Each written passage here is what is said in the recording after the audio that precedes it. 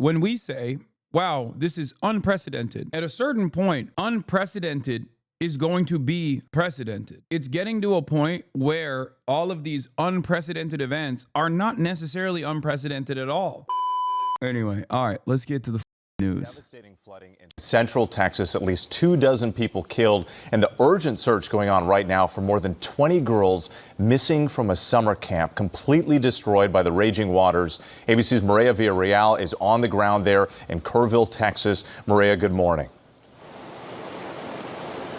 Hey, good morning. I do feel like I need this shave for it, so I don't know if I should. Like Clark Kent with a beard. Is that crazy? I don't want to shave. As of right now, we are standing on the banks of the Guadalupe River, and this is not what it normally looks like. You can actually see, even though the rain has subsided for now, all of the devastation and debris clearly right behind us. Crews in this area coming from all over the place and working throughout the yeah, we're talking about the flash floods in Texas now. night to try and find the missing. This morning, search and rescue crews desperately looking for the missing following the deadly floods in central Texas. The storm killing at least 24 people, with many more still missing. Families pleading for information after more than 20 children still unaccounted for from a summer camp. I have assured all of the local officials here, whatever these communities need, the state of Texas is going to step up and provide it. The city of Kerrville seeing some of the worst devastation, urging residents to evacuate and move to higher ground. The mayor issuing a disaster declaration as the Guadalupe River reaching 26 feet high, the second highest recorded height in history. 12 inches of rainfall in a matter of hours, flooding roads, buildings, and cars, and sweeping away houses. Entire neighborhoods left unrecognizable. This RV park completely destroyed. The same flood waters almost sweeping away this man and his wife. We went ahead and jumped out, and we got washed down 3 houses, and we finally ended up snagged on a big bush. Helicopters hovering over trees, performing urgent rescues like this one. Crew members picking someone out of the branches.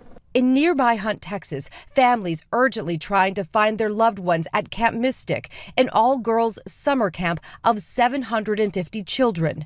More than 20 campers still missing. We will stop at nothing to ensure that every asset and person and plane and whatever is needed is going to be involved in the process of rescuing every last person. The camp was evacuated after flooding hit the Guadalupe River, and while some parents have been reunited with their children, others continue to wait for answers. The family of one camper, 10-year-old Greta Toranzo from Houston, telling us that their daughter is still missing. Please pray for our community.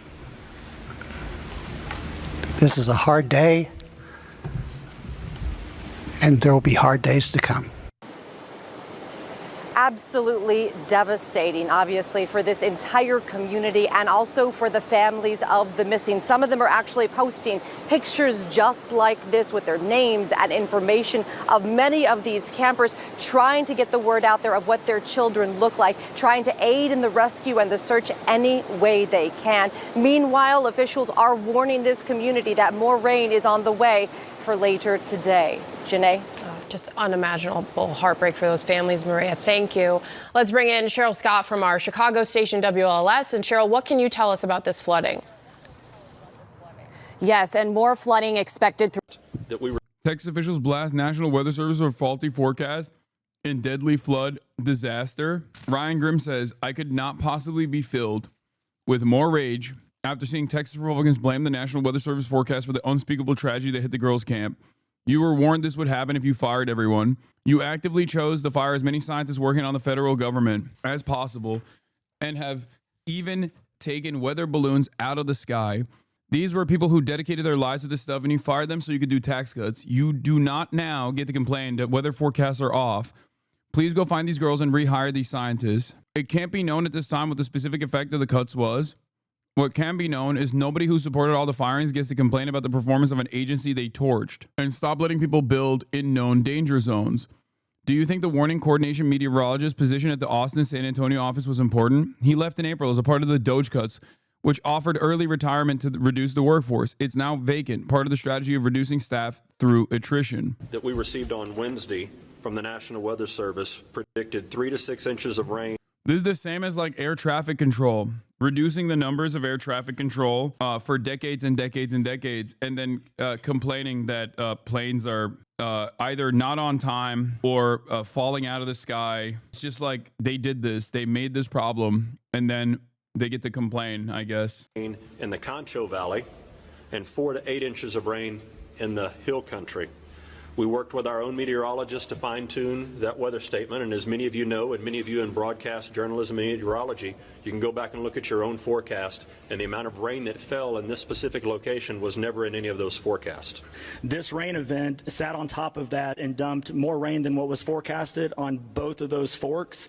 When we got the report, it was about 7 feet or so on the South Fork, and within a matter of minutes it was up to 29 feet, and all of that converged at the Guadalupe, and that's where we saw those very quick rise in flood. But listen, everybody got the forecast from the National Weather Service, right?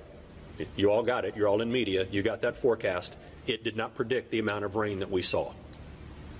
The original forecast that we received on Wednesday. Texas is blaming the National Weather Service for the weather changing from the original forecast. The 3 satellites that the Department of Defense stopped allowing NOAA access data from June onward from June 30th were specifically designed to monitor rapid intensification like what occurred. If you want to point fingers, start there. We have warned about the National Weather Service and NOAA and their regular business being disrupted, not only underfunded, but like deliberately left in a state of disrepair for months at this point. And now that the chickens are coming home to roost, the fact that the very people who like played a key role in this, the party administration, the apparatus that played a role in this, the ideology that played a role in this, the ideology that also is playing a formative role in defunding FEMA as well for disaster on the disaster relief side. Make no mistake, like we're burning the candle from both ends here. Okay, we are disrupting the ways in which, like, we're not doing anything about climate change. Okay, that's a given, right? That's not happening. But the fact that we are also simultaneously making it harder to predict, to take the additional steps necessary for at least like saving more lives, and then simultaneously defunding the aspects that are perhaps most necessary in the upcoming years, like FEMA, to engage in the recovery and rebuilding efforts, is insane. This is not negligence. This is deliberate. I don't know how else to read this other than like they just want people to be victim to natural disasters that are going to keep increasing in size, magnitude, frequency as a direct consequence of anthropogenic climate change. And because these sorts of any sort of real measure, any sort of real systemic solution, anthropogenic climate change is seen as like anti-capitalist and woke and communist and leftist, but because it's like harmful to the bottom line of the oil and gas giants, the fossil fuel industry, which we are firmly committed to, we are not only not doing anything about climate change, but we're also taking this additional step to reduce any sort of warning system that we had, like significantly cut back on the warning systems that we have and cut back on the recovery and relief systems that we have as well. It makes no sense. There have been claims about NOAA and NWS did not foresee catastrophic Texas floods, but that's simply not true.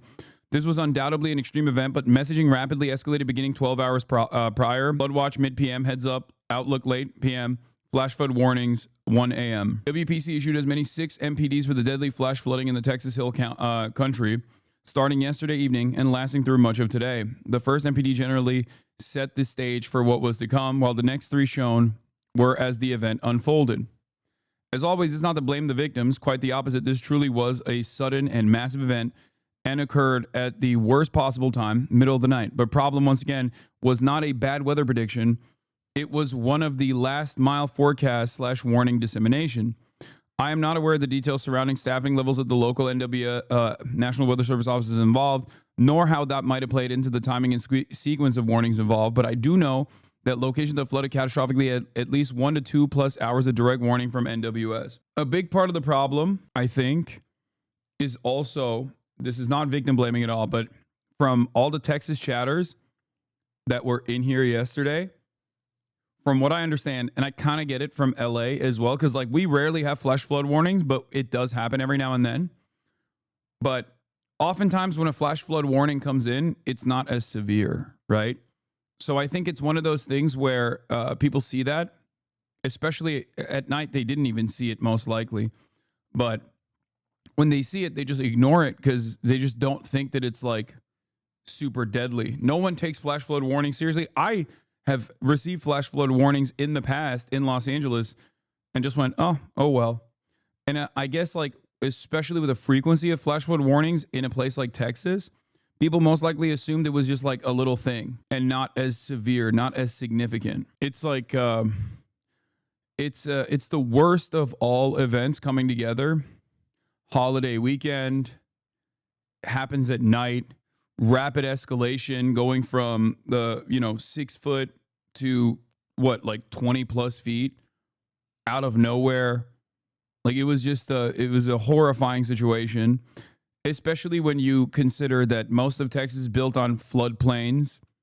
So with no real way to have the water move through the land or have the land suck up the water. So there's also that. I don't know Texas state specifically, but usually there's also like a levee system that they have in a lot of these states that are susceptible to extreme flooding that ends up destroying some of the lower income neighborhoods in an effort to save the higher income neighborhoods. That is a real levee structure that they have in places like Louisiana, for example. They will quite literally build levees that end up dumping more water than normal into lower income neighborhoods in an effort to save higher income neighborhoods. So there is that aspect of capitalism as well. No, I don't think the levee system happened here. I'm not saying that. I'm saying that is like, I'm making a broader point about how the way we design society ends up harming poor people more in events like this. I'm not saying that this is what happened in Texas. It's basically the powder keg situation. One thing I do know is that this part of Texas Hill County is infamous for sudden and violent flood risk. That is an intrinsic product of being a hilly region with flashy watersheds subject to occasional but very extreme precipitation events arising from the bathtub warm Gulf. I'm not really clear on why a region so well known for its severe flood susceptibility apparently did not have a better warning system in place. That's something I'm sure the others with better local knowledge can dissect in greater details.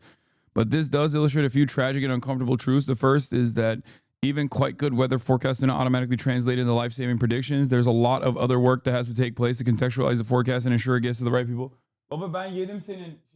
Çünkü midem bulanıyordu. The second is that the NWS historically has done a very good job at that forecast contextualization, outreach to the local governments, emergency managers, outdoor recreation facilities, etc. But that's one of the first things to go away when offices are critically understaffed. Exactly. Like, this is a suspicion, right? Because at this point, we haven't done an autopsy yet. There is no like full-blown autopsy yet as to how we got to this point. But the initial suspicion is that given the budget cuts and the understaffing that already exists in a lot of these agencies, it probably limits the amount of outreach they can do in a critical moment, which is precisely the reason why these agencies should not be understaffed ever at any given point, because this is a life-saving measure. It is crazy. It is crazy that this is like even a point of contention. Hold on. Throughout the morning into the afternoon, just catastrophic damage in this region. And obviously, we've been talking about those fatalities. We are looking at some of the scenes coming out of this area, and you can just see that destruction, the raging waters. We have impact. FEMA closure announcement is in Texas from July 2nd. Disaster recovery center closing permanently. 3 disaster recovery centers in South Texas are closing permanently. Hidalgo County, Starr and Willacy County. The following DRCs remain open: Cameron, Harlingen, Hidalgo, and West Laco. Great. I know new party just dropped. Elon Musk dropped the new party. I know. and destruction to homes. You can see the trees down, and then this is overlooking the Llano River in Texas right now, and you can clearly see the raging, rushing water here, clearly overflowing its banks. More rain on the way, and that's why we do have alerts up in effect for parts of central Texas. We have that flash flood emergency, which has been issued for parts of Travis and Burnett County throughout the morning, with an additional 5 to 10 inches of rainfall in this area. So more flash flooding and destructive flooding will be a concern throughout the day today. Gio. Okay, Cheryl, we will be following that throughout the morning, and we are thinking of those families. Thank you for that. At least 27 people have been killed, many of them young girls, in flash floods in the U.S. state of Texas, with 27 still missing. Rescue efforts continued today in Kerr County after the equivalent of 4 months of heavy rain fell in just 2 hours in the early hours of yesterday, causing the Guadalupe River to break its banks. Several of those unaccounted for are young campers who were staying at an all-girls summer camp along the banks of the river. Heavy rain was predicted, but not like this. The River Guadalupe in central Texas transformed into a roiling flash flood as the waters rose 8 meters in the space of 2 hours, sweeping away upturned trees, plastic junk, and, it's feared, dozens of girls at a Christian summer camp a few miles upstream of the small town of Kerrville. Among the confirmed dead, 9-year-old Renee Smalstra. At least 20 of her friends are thought to still be missing. It is a terrible wait for families and friends. Billeted at a local primary school, now a makeshift reunification center. We will do everything humanly possible 24/7, looking at every tree, turning over every rock, whatever it takes, if your child is one of those truly missing and not just out of touch, to find your daughter. The aftermath is close to apocalyptic. Residential streets completely submerged, car roofs barely recognizable under the free-flowing waters. Entire homes lifted from their stanchions and dumped asunder. Helicopters winched survivors to safety in the midst of panic. By the time I went to get my keys to move my truck out of the way, to just back up across the street, the water had risen and flooded my truck. The water got up there in the door about this high. And I looked at my wife and it was like, we need to get out of here. This part of Texas is known as Flood Alley. Underneath these waters lie thin soil. When we bought our house here in Texas, it was roughly $100K less to buy within a flood zone. It's dystopian here. If you can't afford to pay the high prices, you risk flooding over and over again. Our flood zones flood probably at least every year, a time or two, and you have to redo that house, especially when we get hurricanes, etc. Yeah. A lot of the densely populated areas of Texas are straight up on flood zones. One of the craziest parts about this, by the way, is when we say, wow, this is unprecedented. At a certain point, unprecedented is going to be precedented. It's getting to a point where all of these unprecedented events are not necessarily unprecedented at all. It's expected. And we haven't caught up yet to that reality. I feel like we always still say, like, once in a lifetime. This is a once in a lifetime situation. It's like, okay, but it's happening multiple times a year. So I don't know if it's a once in a lifetime situation, because it doesn't feel like it's a once in a lifetime situation. You can't keep saying that if it's happening multiple times a year. And at which point we have to obviously redesign society around at least prevention and also relief and recovery, when in fact the current administration is moving in the exact opposite direction of that, which is so crazy to me. It's like living next to a volcano and being like, oh, it just never explodes, and then the volcano erupts and you're like, oh, this happened once, it's fine, and then rebuilding. But then the volcano erupts again every 5 years, and then the volcano erupts again and again and again, and it erupts multiple times a year, and you're still like, you know, Pompeii style, living in the ash cheeks of the goddamn volcano, and just saying like, no, it's fine. Also, we don't need to monitor the tectonic movements at all. We don't need to try to figure out if the volcano is going to erupt at all. And also, whatever kind of like relief and recovery efforts we need in the aftermath of the volcano, we don't need that either. Soils, which when baked in the heat of summer, refuse to soak up thunderstorms. The water just bounces down the hills into bone-dry tributaries. Questions are being raised. Why were these rains so much heavier than predicted? There's a lot of conspiracy theories floating around about cloud seeding. Yeah, so here's the thing. The reason why those things are increasing, like, Jewish weather machines, cloud seeding, things of that nature, the HARP weather machine gun or whatever, or chemtrails, the reason why that's happening is exactly the same reason why people go crazy mode with mass shootings as well. Mass shootings are not a natural disaster. Mass shootings are commonplace in the United States of America when it shouldn't be commonplace at all. There is a solution to mass shootings, okay? It's called gun control. But because that is never going to happen, at least with the current order of business, at least in the way that like Americans have designed society, people have to come up with different reasons for why this happened. And at first with mass shootings, it was not door control, but like, oh, these are soft targets. The teachers are not armed, but then the teachers are armed, or at least there's like a cop on site. And then they turn around and say like, oh, we got to arm the teachers. And then the teachers are armed and there's a cop on site. Then they're like, oh, we got to lock these doors, right? Anything but the actual problem. And inevitably you arrive at, when you exhaust all of those other alternative fake solutions, you inevitably will arrive at like something insane, like this is a psyop. This was cultivated. This was created by the government or something. And it's the same thing with these natural disasters, where we know that they are increasing in size, magnitude, frequency. They are no longer extreme weather events that are once in a lifetime. It's happening numerous times throughout the year. We know what the reason is, but nobody wants to actually actively say what the reason is. And on top of that, we are underfunding the prevention methods. We're underfunding the warning systems, and we are underfunding the recovery and relief efforts. So if you don't actually literally laser in on the problem, the actual problem, you have to come up with an alternative solution. And that's precisely how you arrive at these weird conspiracy theories. That's it. Conspiracy theories are an inevitability if you are desperately avoiding the truth and you need like some sort of fantastical narrative that ties everything together. And that's why people say, oh, it's the weather machines. The original forecast that we received on Wednesday from the National Weather Service predicted 3 to 6 inches of rain in the Concho Valley and 4 to 8 inches of rain in the Hill Country. We worked with our own meteorologists to fine-tune that weather statement, and as many of you know, and many of you in broadcast journalism and meteorology, you can go back and look at your own forecast, and the amount of rain that fell in this specific location was never in any of those forecasts. Extreme weather events like hurricanes in the U.S. Deep South and fires in California are getting more frequent. It's getting harder to forecast what will happen and where. The vast majority of scientists agree that climate chaos is accelerated by humans burning fossil fuels and increased carbon and methane levels in the atmosphere.